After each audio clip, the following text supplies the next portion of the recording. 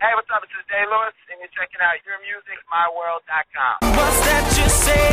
Can you speak any louder?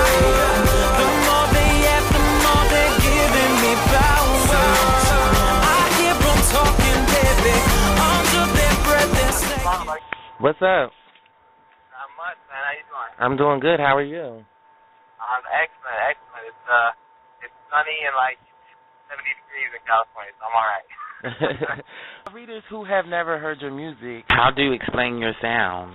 Hey, quickly, my sound is it's a combination of R&B, of hip-hop, and pop music. And that's what I grew up listening to and grew up loving. So, I try to, being a player, I try to make sure that the songs are there, but also, coming from a dance background and stuff, I also like to make sure to keep people moving and all that stuff. So I don't know. I mean, I'd say dynamic. I'd say there's something on the album for everybody because I play piano, I play guitar. I like a lot of different influences, whether it's R&B and pop, or whether it's a country artist that I grew up listening to coming from Texas. I just think there's a lot of influences and a lot of different sounds in the record so far.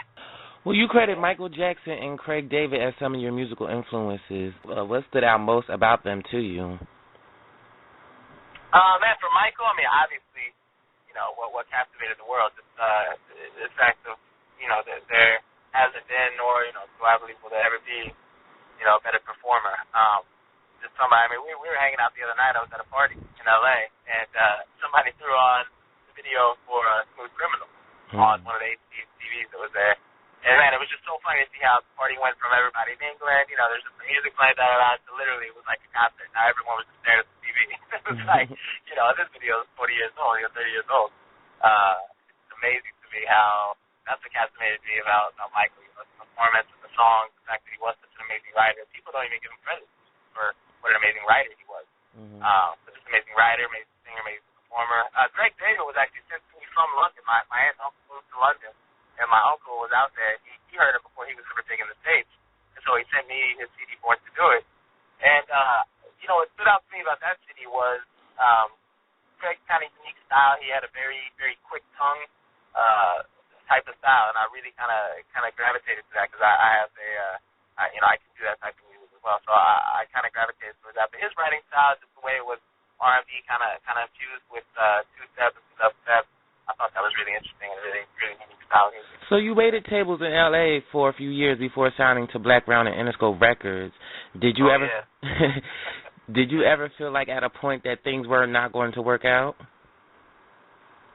Well, it's weird, man. People ask that question a lot. I mean, I think it's all about expectations and all about what you're expecting. I mean, for me, I moved out to L.A. and I was dancing at the time. When I moved out, I was teaching some classes, and I had an agent, I was auditioning, and I was doing that whole grind. And so, music was always the priority, but I always thought that it was going to come, as a side note because I was dancing. I thought that the dance, I would jump on somebody's tour, Britney, Christina, somebody, Justin, and then somebody would hear me singing, and then I would get a deal that way. When you're growing up, you think things will happen very, very strange ways. So that was kind of my plan. But there were definitely times where, I was content with the fact that I might be playing clubs for a while, for the rest of my life. I played a lot of clubs in L.A., and there definitely are those nights where you're like, man, this might be it.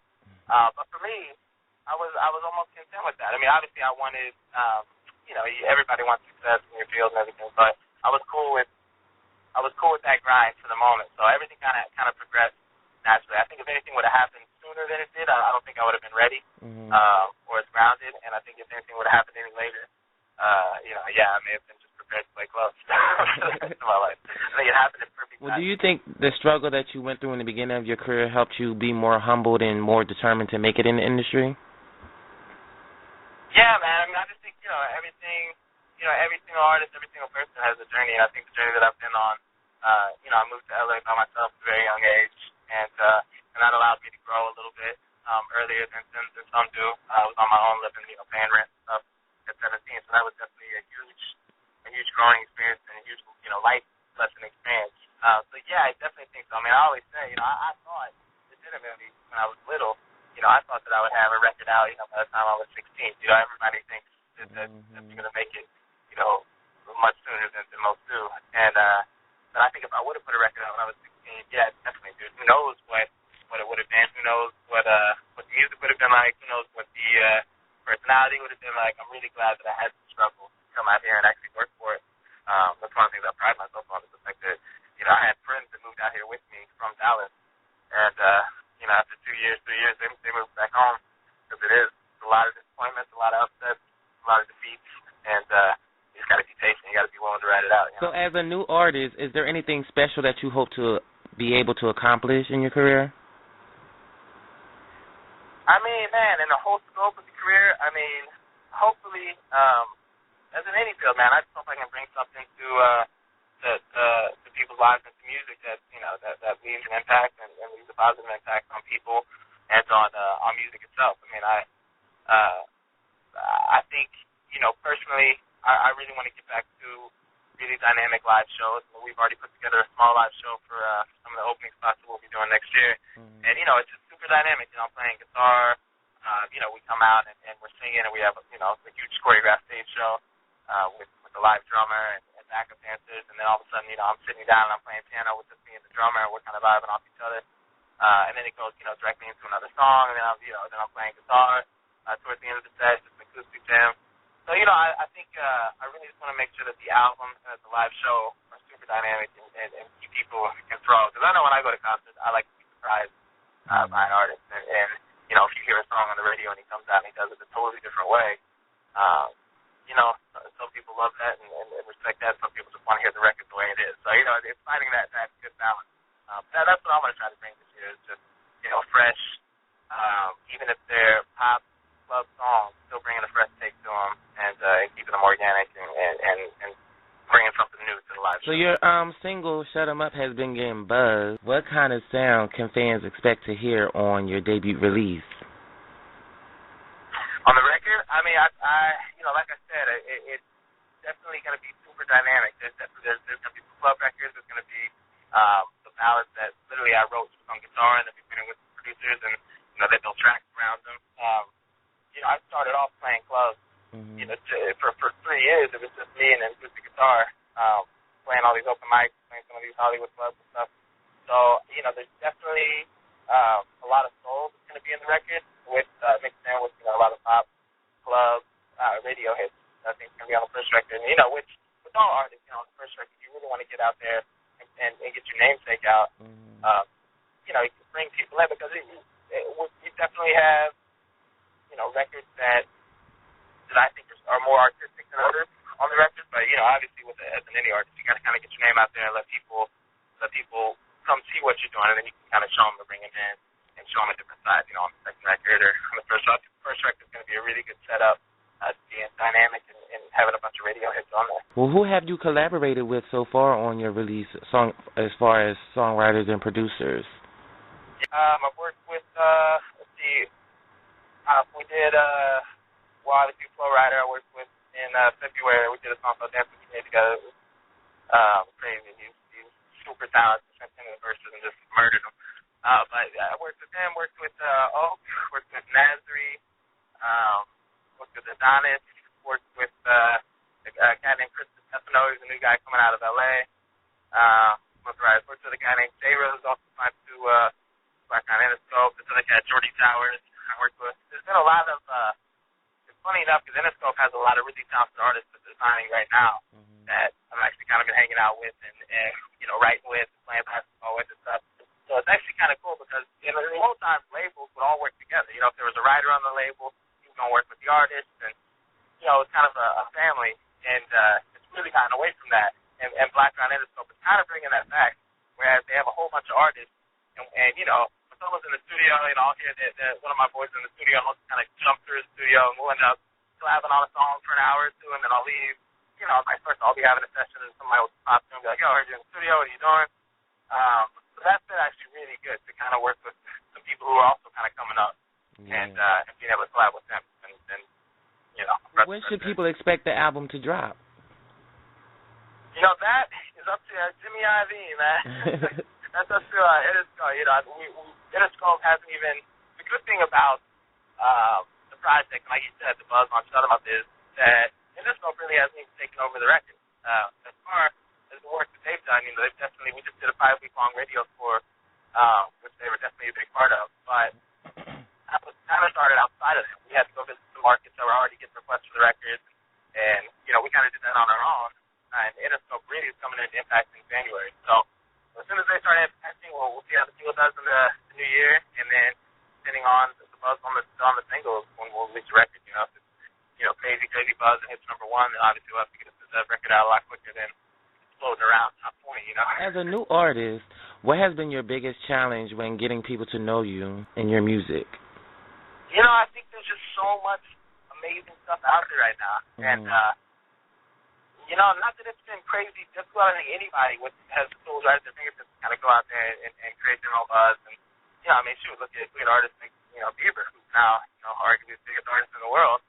He, you know, he started it himself at his computer just doing videos. So I think it's easier and it's harder just because it's easier to flood information, but it's harder to stand out in the crowd. There's so much out there. So I'd say that's the hardest part, is the fact there's so many different artists out there. And you know, I have artists that I look at, you know, I'll hear a dude or, you know, a new writer coming in, and I'm like, Jesus, this guy's incredible. What's going on with him?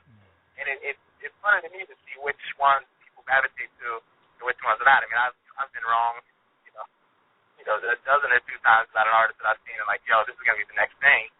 And then it hasn't happened. And, you know, the vice versa, where I've seen an artist and been like, oh, no, he's cool, it's all right. And then all of a sudden he's blowing up. It's kind of never one hit. So it's always interesting. You never can predict it. You know, it always matters about the record, and then you just gotta have a dope live performance and be able to create. It seems that there is a lot of talent out in the music industry. What drives you, like, really? What makes you really just want to just shut everybody down and just keep going harder and harder every time? Yeah, I mean, I just don't see.